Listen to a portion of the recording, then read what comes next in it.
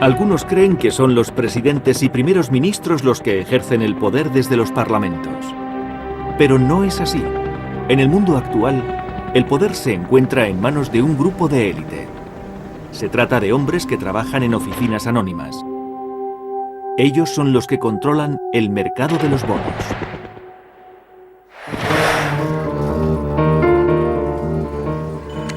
Bill Gross es el jefe de PIMCO, la mayor agencia de bonos del mundo, con una cartera de 700.000 millones de dólares en valores de renta fija.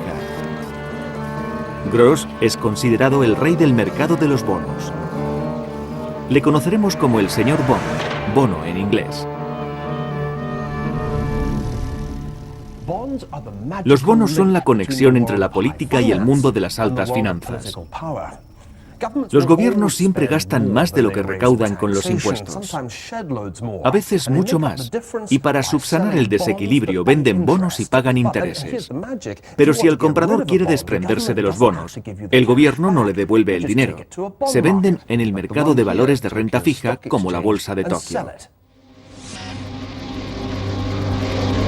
Tras el ascenso de los bancos, el mercado de bonos fue la siguiente gran revolución de las finanzas. De este modo, los gobiernos conseguían dinero prestado. El dinero de los bonos pagó las guerras que asolaron el norte de Italia hace 600 años. Decidió el resultado de la batalla de Waterloo y creó la mayor dinastía financiera del mundo. Aseguró la derrota del sur en la Guerra de Secesión norteamericana y en tiempos modernos, el mercado de bonos propició que naciones ricas como Argentina se derrumbaran. En la actualidad, gobiernos y empresas utilizan los bonos para conseguir préstamos a una escala inimaginable. En conjunto, hay bonos por valor de 85 billones de dólares. Nuestras fortunas, nos guste o no, están ligadas al mercado de valores de renta fija. Si este mercado se debilita, nuestras pensiones se hunden y peligra nuestro bienestar económico. Tras la crisis financiera que comenzó en el verano de 2007, los bonos del gobierno norteamericano han sido un seguro para algunos inversores. Si Bill Gross perdiera la fe en esos bonos, el mundo entero se tambalearía. Este señor Bond es mucho más poderoso que el James Bond, creado por Ian Fleming. Y por esa razón, las dos clases de bonos tienen licencia para matar.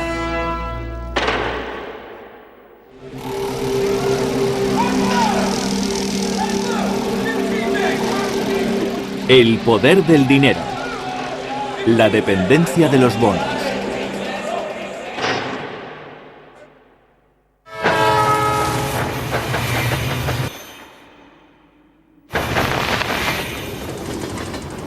La guerra, según dijo el filósofo griego Heráclito, es la madre de todas las cosas. Y desde luego ha sido la madre del mercado de bonos. Durante gran parte de los siglos XIV y XV, las ciudades medievales de la Toscana, Florencia, Pisa y Siena, combatieron unas contra otras. Aquellas guerras se lucharon con hombres y con dinero.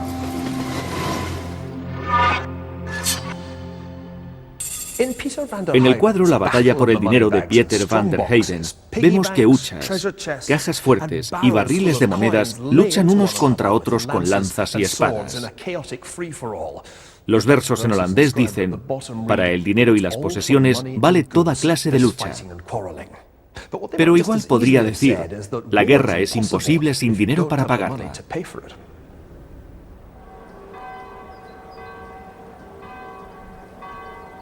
Y el modo de conseguirlo, la capacidad de financiar la guerra mediante la venta de bonos, fue también un invento del Renacimiento italiano.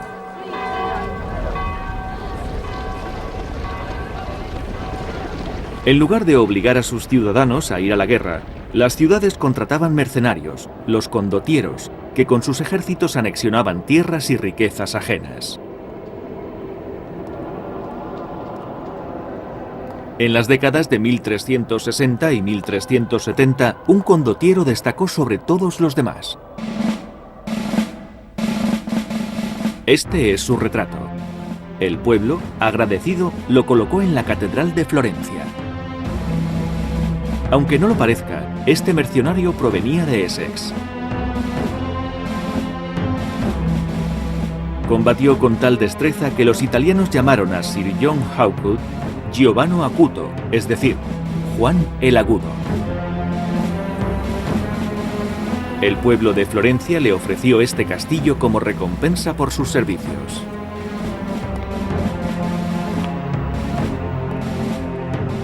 Pero Hawkwood era un mercenario dispuesto a combatir por quien le pagara, ya fuera Milán, Padua, Pisa o incluso el Papa.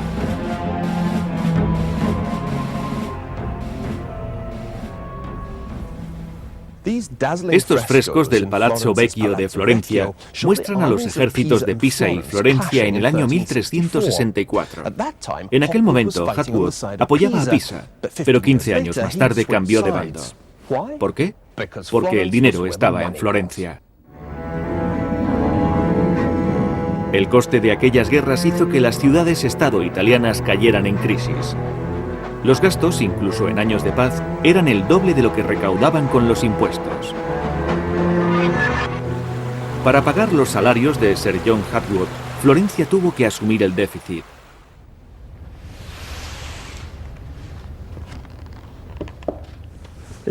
Este documento del Archivo Estatal de Florencia muestra cómo aumentó la deuda de la ciudad.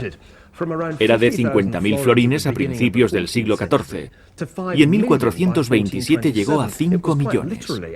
Una montaña de deudas, de ahí viene el nombre, Monte Comune. ¿Y a quién pidieron el dinero los florentinos? La respuesta era sencilla: a sí mismos.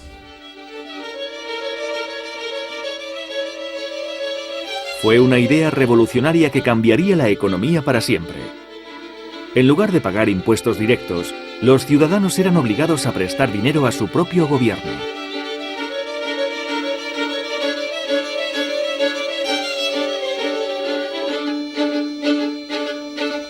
Como compensación por esos préstamos forzados, recibirían un interés. Y estos instrumentos de deuda fueron los bonos originales del gobierno. Lo sorprendente era que si necesitaban recuperar el dinero, podían vender los bonos a otros ciudadanos. Eran valores líquidos. Según vemos en este registro, Florencia convirtió a sus ciudadanos en sus mayores inversores.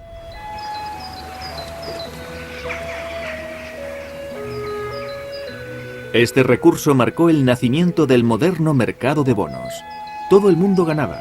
Los bonos salvaron la ciudad de la bancarrota y los ciudadanos estaban satisfechos con el cobro de intereses. Podían comprar o vender sus bonos en el mercado según les conviniera. El problema de la deuda pública quedó resuelto y los florentinos pudieron ocuparse de otras cosas. Pero esta brillante idea tenía un inconveniente.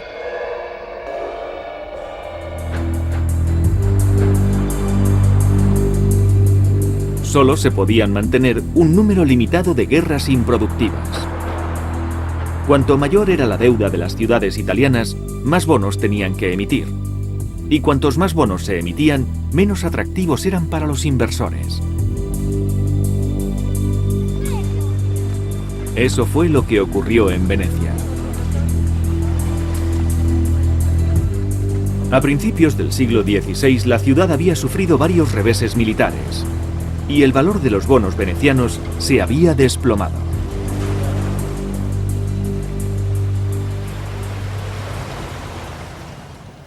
En su peor momento, entre 1509 y 1529, los bonos del Monte Nuovo veneciano se cambiaban al 10% de su valor nominal.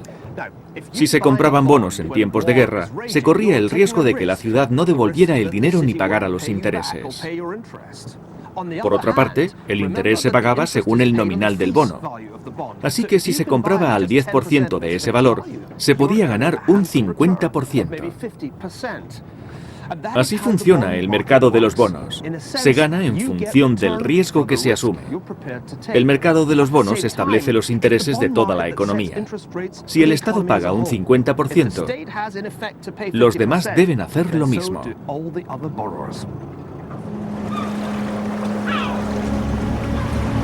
El mercado de bonos fue inventado para ayudar a pagar las guerras de Italia, pero acabó estableciendo el tipo de interés para todo el mundo. La carrera por el poder había comenzado. En los 2 siglos siguientes, los bonos dominarían el mundo.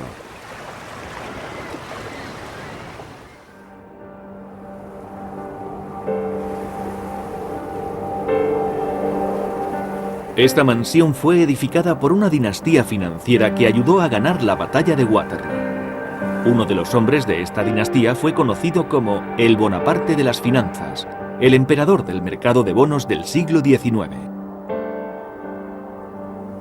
Es el dueño de la riqueza. Presume de ser el árbitro de la paz y de la guerra, y de que el crédito de las naciones depende de su aprobación. Los ministros del Estado están en su nómina.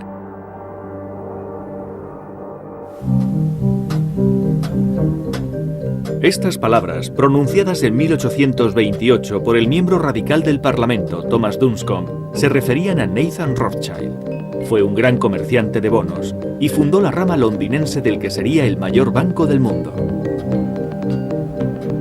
El mercado de los bonos hizo inmensamente ricos a los Rothschild.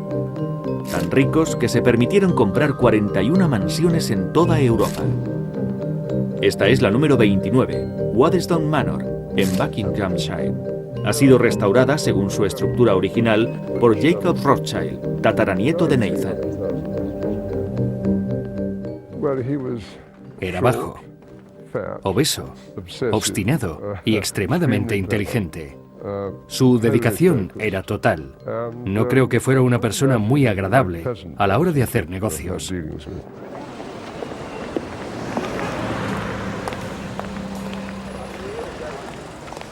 Entre 1810 y 1836, los 5 hijos de Mayer Amschel Rothschild salieron del gueto de Frankfurt, donde crecieron y consiguieron un poder inigualable en las finanzas internacionales. Pero fue su tercer hijo, Nathan, el que consiguió triunfar en Londres. Evelyn de Rothschild es el tataranieto de Nathan. Recientemente se retiró como presidente del banco que Nathan fundó. Se trasladó a Londres. Era muy ambicioso y no soportaba a los ineptos. Es un rasgo de nuestra personalidad. Esta es una de las pocas cartas que se conservan de Nathan Rothschild a sus hermanos. Según su costumbre, la escribió en judeo-alemán, alemán con caracteres hebreos, y revela la personalidad de Nathan y su intención de imponer su voluntad. Escuchen. Querido Amschel, te comunico mi opinión porque creo que es mi deber hacerlo. Leo tus cartas con frecuencia cientos de veces. Como puedes imaginar, después de la cena no me dedico a leer libros, ni juego a las cartas, ni voy al teatro. Mi único placer es mi negocio.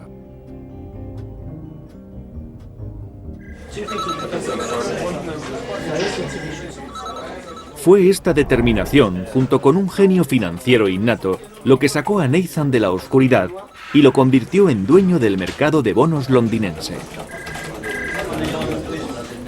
De nuevo había surgido una oportunidad financiera gracias a la guerra.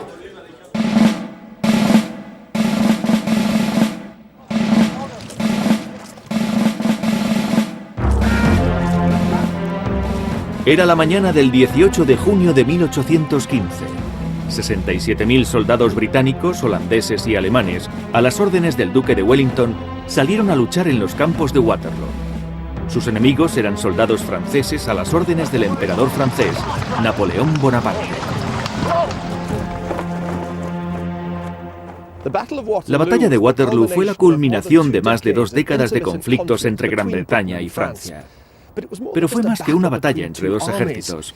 Fue una contienda entre 2 sistemas financieros. El francés, basado en el saqueo, y el británico, en la deuda. Para cubrir los costes de la guerra, el gobierno británico vendió una cantidad de bonos sin precedentes. Según dicen, la familia Rothschild ganó millones especulando sobre cómo la batalla de Waterloo afectaría al precio de los bonos.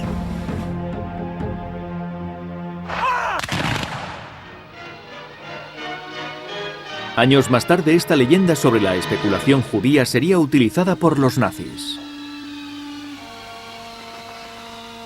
En 1940, Joseph Goebbels aprobó la emisión de la película Die Rothschild. El personaje de Nathan aparece sobornando a un general francés para asegurar la victoria del duque de Wellington, pero después daría a Londres información falsa sobre el resultado de la batalla. Esto desató el pánico y consiguió que se vendieran los bonos británicos que Nathan compró a precio de ganga.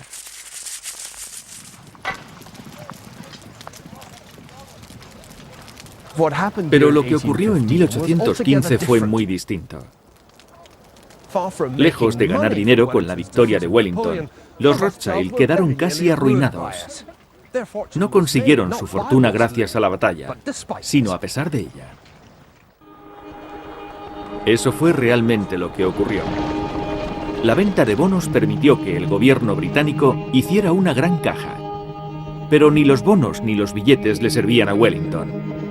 Para pagar a sus soldados y a los aliados británicos, necesitaba un valor universalmente aceptado. Nathan Rothschild entregó a Wellington el dinero recaudado en el mercado de bonos, en forma de oro. El éxito de esta operación decidiría la suerte de los imperios rivales y de toda Europa. Esta carta marcó un punto de inflexión en la historia de la familia Rothschild y en el gobierno británico. Está fechada el 11 de enero de 1814. Es una orden del ministro de Hacienda para el comisario en jefe, por la que nombraba agente del gobierno a Nathan Rothschild. Su misión era reunir todo el oro y plata posible y enviárselo al duque de Wellington. Él y su ejército acababan de salir de España para dirigirse al sur de Francia. La operación se basó en la red de crédito paneuropeo de Rothschild y en la habilidad de Nathan para movilizar el oro que Wellington necesitaba para reclutar sus tropas. Manejar tal cantidad de oro en plena guerra conllevaba muchos peligros. Pero desde el punto de vista de los Rothschild, las enormes comisiones justificaban el riesgo.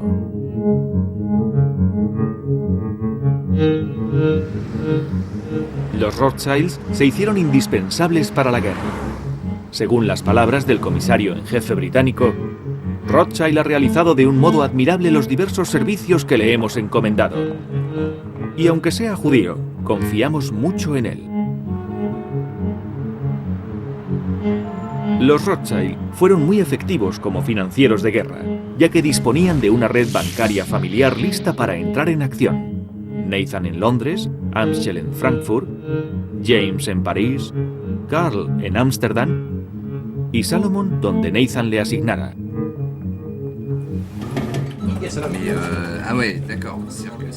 Si el precio del oro era más alto en París que en Londres, James vendía en París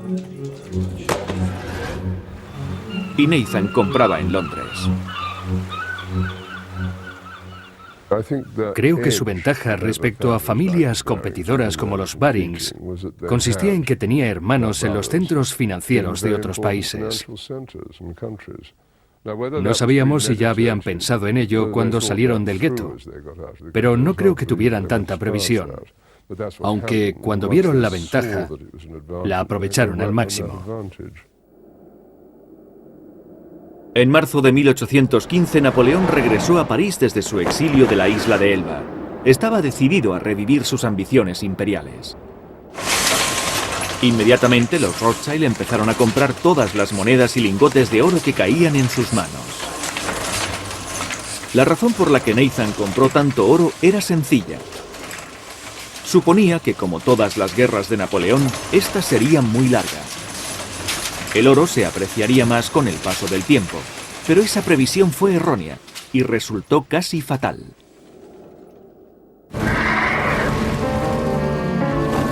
Hay una famosa frase de Wellington acerca de la batalla: ganamos por un margen muy pequeño.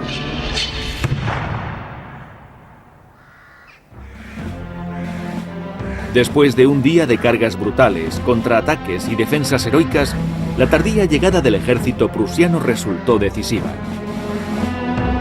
Para Wellington fue una victoria gloriosa,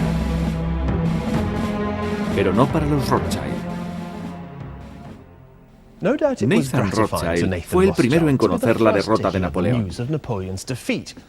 Gracias a la rapidez de sus correos, supo la noticia 48 horas antes de que el comandante Henry Percy entregara la comunicación al gabinete británico. Pero a pesar de esta ventaja, las noticias de Waterloo no eran buenas para Nathan. Él había apostado por una campaña más larga. Ahora poseía una pila de valores que nadie quería para pagar una guerra que ya había acabado. Con la paz, los grandes ejércitos que combatieron contra Napoleón fueron licenciados. Eso significaba que se acababa el oro para los soldados y que su precio caería después de la guerra.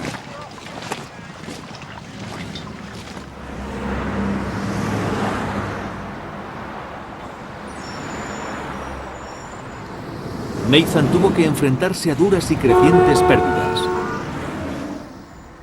Solo había una salida.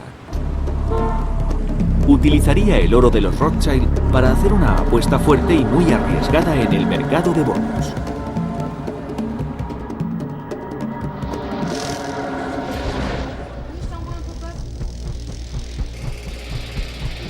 El 20 de julio de 1815, el London Courier decía que Nathan había realizado grandes compras de valores, refiriéndose a los bonos del gobierno británico. Nathan había apostado por una victoria británica en Waterloo, que haría que los bonos alcanzaran mucho valor. Nathan empezó a comprar, y a pesar de que el precio seguía subiendo, continuó comprando. En contra de la opinión de sus hermanos, Nathan se mantuvo firme durante otro año. Finalmente, en julio de 1817, tras una subida de los bonos del 40%, empezó a vender. Sus ganancias equivaldrían a más de 600 millones de euros. Los Rothschild demostraron que los bonos eran más que un medio para financiar guerras. Podían comprarse y venderse para producir grandes ganancias. Y con el dinero llegó el poder. Mayer Amschel Rothschild siempre dijo a sus hijos: si no podéis ser amados, haced que os odien. A mediados del siglo XIX, los Rothschild eran los dueños del mercado de bonos y eran muy temidos. Incluso llegaron a ser odiados.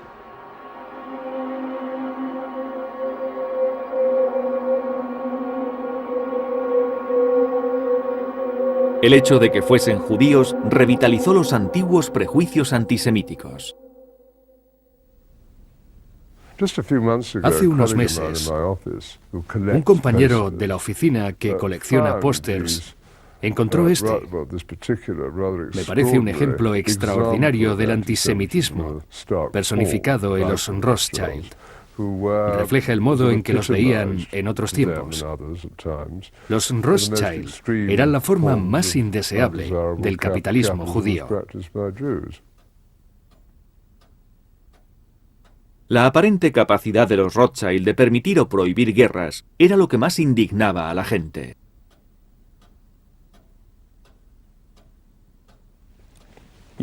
Los Rothschild necesitaban la guerra. Hicieron sus mejores negocios con ella. Y de no ser por las guerras, los estados no habrían tenido que emitir los bonos que los Rothschild compraban y vendían. Pero el problema de las guerras y de las revoluciones es que un estado deudor puede no cumplir su obligación, y eso afecta a los bonos emitidos. A mediados del siglo XIX, los Rothschild traficaban con valores y mantenían una extensa cartera de bonos de su propio gobierno. Tenían, pues, más que perder con los conflictos. Los Rothschild decidieron el resultado de las guerras napoleónicas apoyando financieramente a Gran Bretaña. Y decidieron el resultado de la Guerra de Secesión manteniéndose al margen.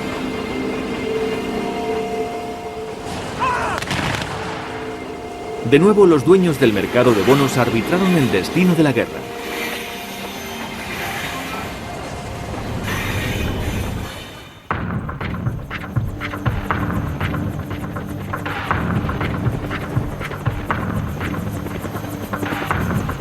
«50 años después de la batalla de Waterloo y al otro lado del mundo, otra gran guerra sería decidida por el mercado de bonos.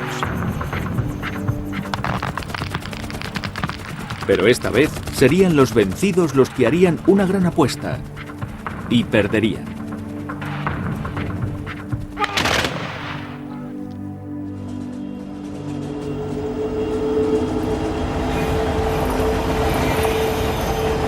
Según la idea tradicional, el punto de inflexión de la Guerra de Secesión americana se produjo en junio de 1863, 2 años después del inicio del conflicto. Fue cuando las fuerzas de la Unión tomaron Jackson, la capital de Mississippi, y forzaron al ejército confederado a retirarse al oeste, hacia Vicksburg. Rodeados y con los cañones de la Unión bombardeando sus posiciones, los sureños resistieron durante un mes, pero finalmente tuvieron que deponer las armas. Después de Vicksburg, Mississippi se encontró firmemente en manos del norte. El sur quedó dividido en dos.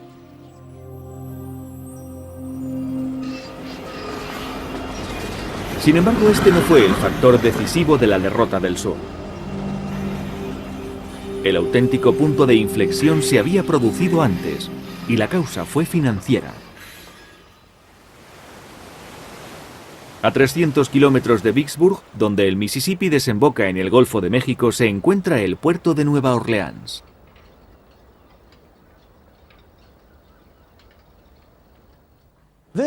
Fort Pike fue construido después de 1812 para proteger Nueva Orleans contra un ataque británico. Pero 50 años más tarde no pudo proteger al sur contra el norte. El capitán David Farragut capturó Nueva Orleans el 28 de abril de 1862. Fue un momento crucial de la guerra. Nueva Orleans era el puerto de salida del principal producto de exportación del sur: el algodón. El sur necesitaba controlar el comercio del algodón. Era el componente esencial de un ambicioso proyecto para utilizar el mercado de bonos con fines bélicos. Ocurrió como en las ciudades-estado italianas. El Tesoro de la Confederación recaudó fondos al principio de la guerra vendiendo bonos a sus propios ciudadanos. Sin embargo, el capital disponible en el sur era limitado. Para sobrevivir, la Confederación se dirigió a Europa. Esperaban que la mayor dinastía financiera del mundo les ayudara a derrotar al norte, igual que había ayudado a Wellington a derrotar a Napoleón. Inicialmente, la Confederación tenía motivos para ser optimista. En Nueva York, el agente de los Rothschild simpatizaba con ellos y se opuso al líder del norte, Abraham Lincoln, en las elecciones presidenciales de 1860.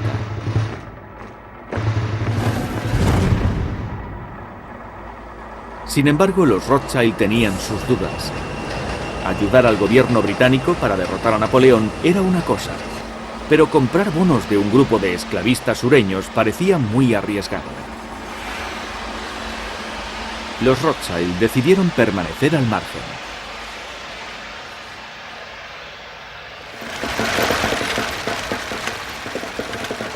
A pesar de esta contrariedad, el gobierno del sur escondía un as en la manga.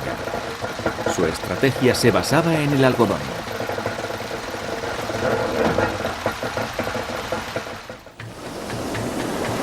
La idea de los estados del sur era utilizar el algodón como garantía para sus bonos. Eso animaría a los inversores, pues si no les pagaban los intereses, podrían quedarse con el algodón. Así, los agentes sureños empezaron a vender bonos en los centros financieros europeos. La Confederación trató de vender bonos convencionales en centros financieros europeos, como Ámsterdam, pero los inversores desconfiaron. Sin embargo, cuando la firma francesa Émile d'Erlanger ofreció bonos respaldados con algodón, lo vieron de otro modo. Estos bonos podían cambiarse por algodón al precio de antes de la guerra. 6 peniques por libra. Aquellos bonos de algodón formaban la base de la estrategia sureña. Si además podían restringir el suministro de algodón, su valor y el de los bonos aumentaría mucho. Y los confederados utilizaron este producto para chantajear al país más poderoso del mundo, Gran Bretaña.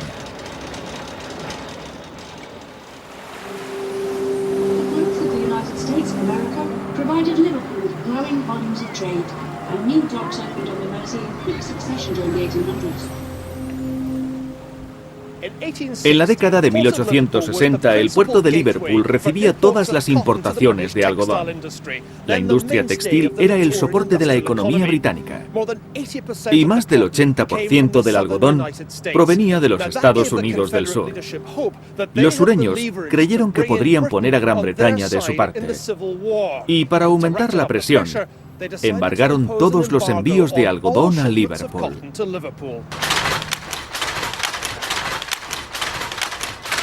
Durante un tiempo la estrategia tuvo éxito.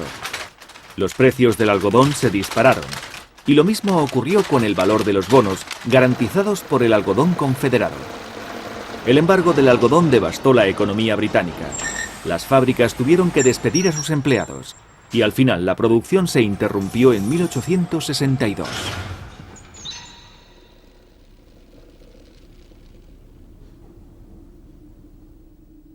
En esta fábrica de algodón de estial trabajaban unos 400 obreros, un pequeño porcentaje del 500.000 de personas empleadas por King Cotton en Lancashire. Pero sin el algodón, los obreros no podían hacer nada. En 1862, la mitad de la mano de obra fue despedida. La cuarta parte de la población de Lancashire estaba en una situación desesperada. Se la llamó la hambruna del algodón. Gran Bretaña pasaba por un mal momento mientras el algodón sureño se cotizaba al alza. Pero la capacidad del sur para manipular el mercado de los bonos dependía de un factor fundamental. Si el sur no pagaba los intereses, los inversores debían estar seguros de que podrían llevarse el algodón.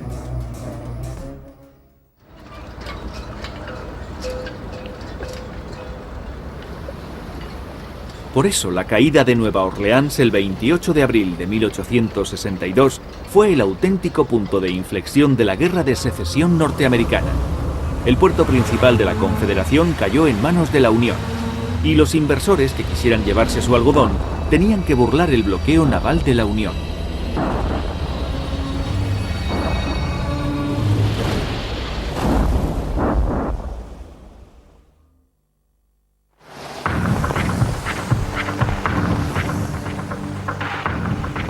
Los sureños se habían excedido. Dejaron de exportar algodón y después no pudieron retomar el negocio. En 1863, las fábricas textiles de Lancashire encontraron nuevos suministradores de algodón en China, Egipto y la India. Los inversores perdieron interés en los bonos del sur respaldados por el algodón. Fue catastrófico para la economía confederada. Con su mercado de bonos arruinado y solo 2 préstamos extranjeros, la Confederación tuvo que imprimir dólares de papel para costear la guerra. Estos son del Museo Estatal de Luisiana. En total se emitieron 1.700 millones de dólares. El norte también imprimió papel moneda, pero al final de la guerra, los greenbacks valían unos 50 centavos de los de antes del conflicto.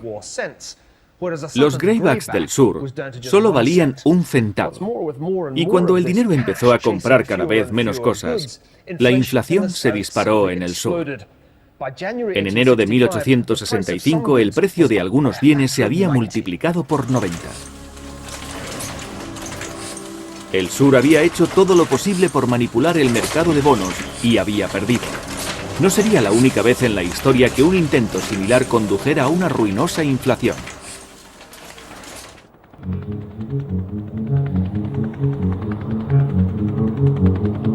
En la actualidad, el mercado global de bonos es mayor que todo el conjunto del mercado de acciones. Y sigue siendo un mercado que puede poner o quitar gobiernos. Este jugador empezó su carrera financiera ganando dinero en los casinos de Las Vegas.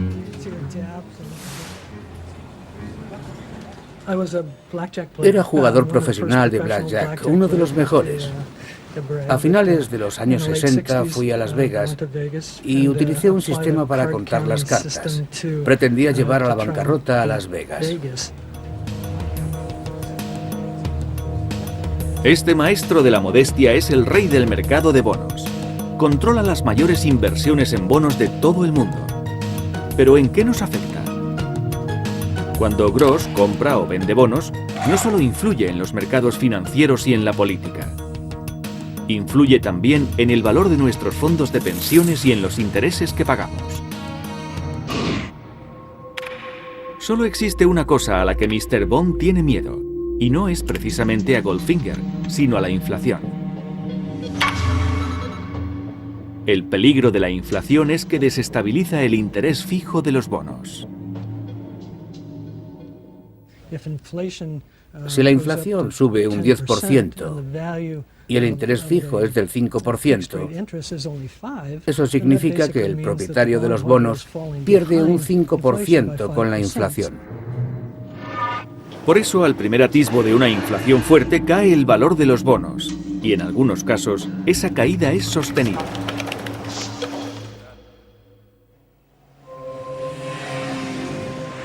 Para comprobar lo mal que pueden ir las cosas cuando llega la inflación, solo hay que repasar la historia de Argentina.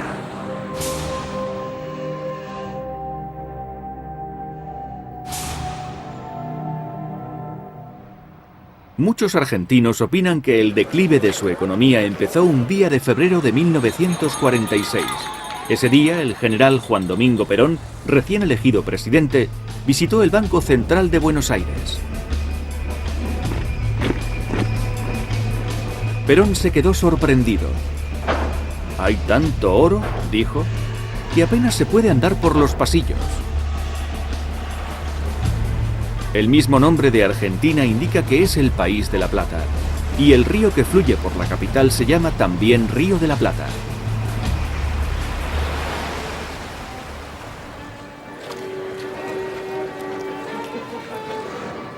Antes solo había dos almacenes Harrods en el mundo. Uno estaba en Londres, en Kingsbridge, y el otro aquí, en la calle Florida, en el centro de Buenos Aires. Este se inauguró en 1912, y recuerda que Argentina fue un país muy rico. Su renta per cápita era solo un 18% inferior a la de Estados Unidos. Los inversores que compraban bonos argentinos confiaban en que el país sería tan poderoso como Estados Unidos. Desde entonces, la historia de Argentina es un ejemplo de cómo los recursos y el talento pueden ser inútiles sin un buen manejo de las finanzas.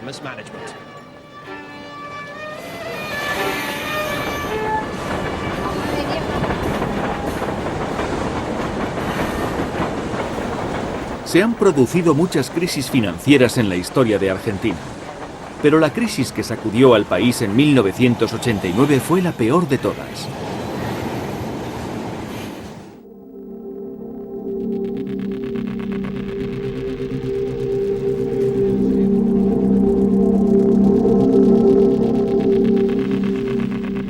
A primeros de febrero, el país estaba pasando por uno de los veranos más cálidos que se recuerdan. En Buenos Aires, el suministro eléctrico no daba abasto. Había apagones de hasta 5 horas. Pero como se vio más tarde, ese era el problema más pequeño de Argentina. Se sucedieron 3 etapas que acabarían conduciendo al infierno económico. En la primera etapa, el gobierno gasta más de lo que recauda con los impuestos. Normalmente se debe a una guerra. En Argentina fueron 2 guerras, una guerra civil en los años 70 y la otra en 1982 contra Gran Bretaña por las Islas Malvinas. En 1989 el sistema financiero argentino iba a estallar. En febrero la inflación alcanzó un 10% mensual. El gobierno ordenó el cierre de los bancos, mientras trataba de bajar los intereses para impedir que se hundiera la moneda nacional. No tuvieron suerte. En solo un mes, el austral cayó un 140% respecto al dólar. Al mismo tiempo, el Banco Mundial dejó de conceder préstamos a Argentina. Su gobierno no había podido eliminar la causa de la inflación, el déficit del sector público. Sin futuros préstamos del Banco Mundial a la vista, el gobierno trató de financiar su déficit vendiendo bonos a sus ciudadanos. Pero los inversores sabían que su valor real sería barrido por la inflación en cuestión de días. Al gobierno se le acababan las alternativas.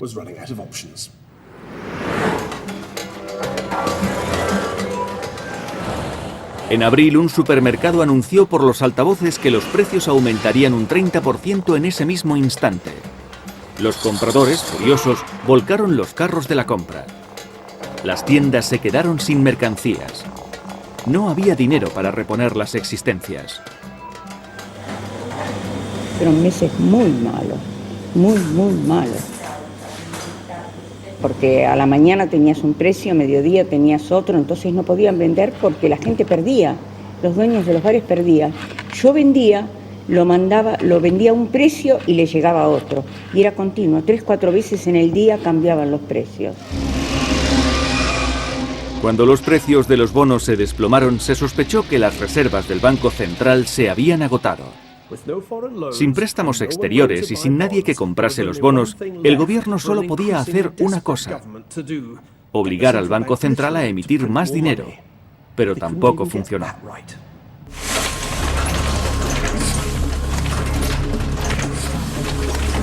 El viernes 28 de abril, Argentina se quedó literalmente sin dinero.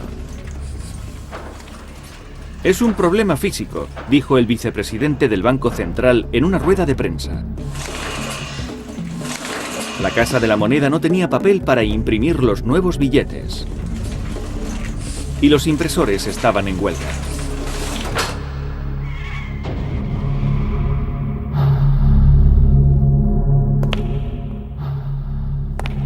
No sé cómo lo haremos, pero tiene que haber dinero el lunes, dijo a continuación.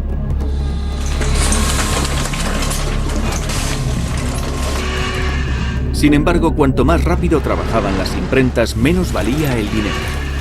Los billetes llevaban cada vez más ceros. En mayo, el precio del café subió un 50% solo en una semana. Los ganaderos dejaron de llevar sus reses al mercado. El precio de una vaca era igual que el de 3 pares de zapatos.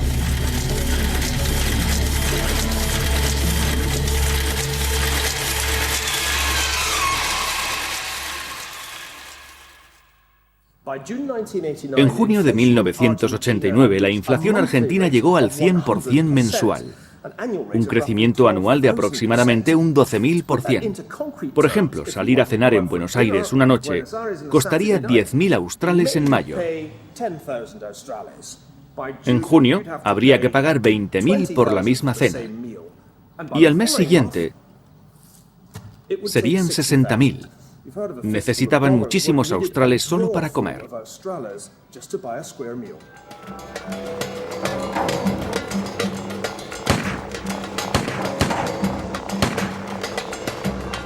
En junio, la indignación popular culminó en 2 días de fuertes manifestaciones y de saqueos. Murieron al menos 14 personas. Antes nunca faltaba un filete en la mesa. Y ahora miles de personas iban a los comedores de caridad.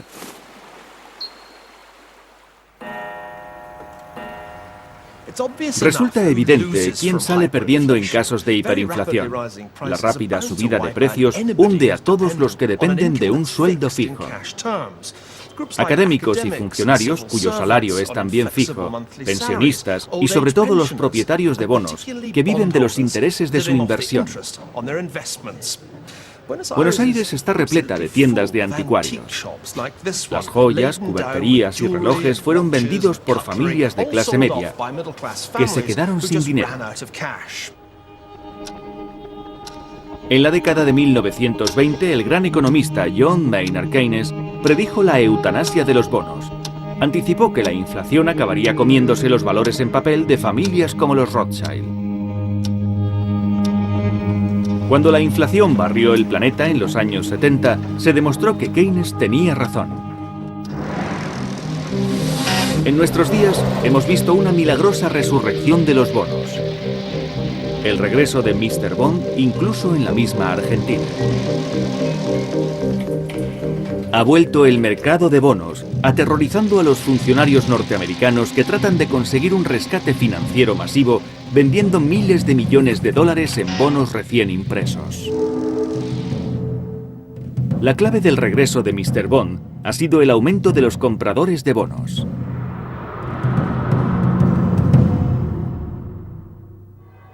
Lo que nos lleva de vuelta a Italia, donde nació el mercado de bonos hace 600 años.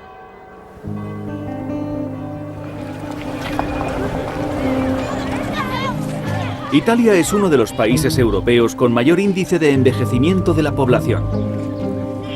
En una sociedad así, existe una demanda creciente de valores de renta fija como los bonos. Pero también existe un gran miedo a que la inflación se coma el valor real de las pensiones y los ahorros.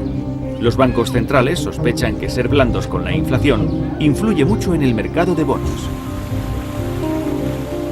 Las tesorerías emplearán miles de millones para rescatar bancos arruinados por la actual caída del crédito. Pero no será fácil salvar el precio del dinero vendiendo más bonos. En la moderna Europa, como en la Italia del Renacimiento, se ha alcanzado un equilibrio entre el poder político y el riesgo financiero. Como siempre, parece que el mercado de bonos es quien gobierna el mundo. Pero ¿qué ocurriría si en lugar de prestar a los gobiernos, preferimos emplear nuestro dinero en comprar acciones de empresas? ¿Sería arriesgado? ¿Se conseguirían beneficios? En el próximo episodio de El Poder del Dinero, descubriremos por qué repetimos nuestros errores, a pesar de 300 años de burbujas bursátiles y bancarrotas.